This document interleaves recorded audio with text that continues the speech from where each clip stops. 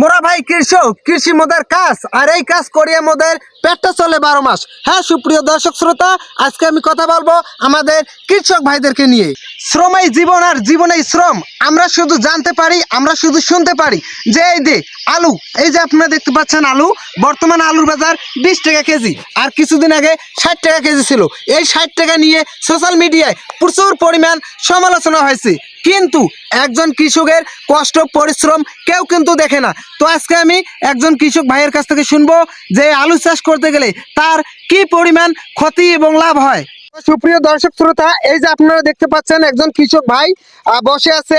এই যে দেখতে পাচ্ছেন আপনারা যে গাছটা কিন্তু মরে গেছে, কৃষক কিন্তু মাথায় হাত দিয়ে দিয়েছে।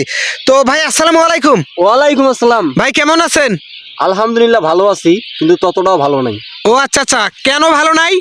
দেখতেই পারছেন ভাই, একটা আলুর গাছ কত যত্ন করে তোলার লাগে। সেক্ষেত্রে গাছটা যদি এই বর্তমানে ইদানিং ফল না দিতেই যদি মারা যায়, তাহলে কেমনটা লাগে? এই যে কেবল ফল আইছে। ও আচ্ছা আচ্ছা।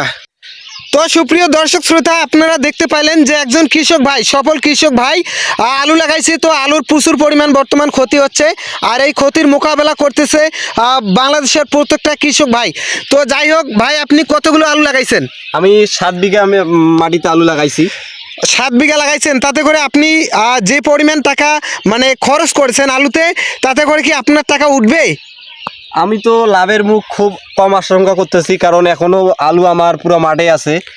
যদি পুরো পরিপূর্ণভাবে তুলতে পারি তাহলে অবশ্যই লাভের আশা করতে পারবো। ও আচ্ছা আচ্ছা। তো যাই হোক, অ্যাকশন।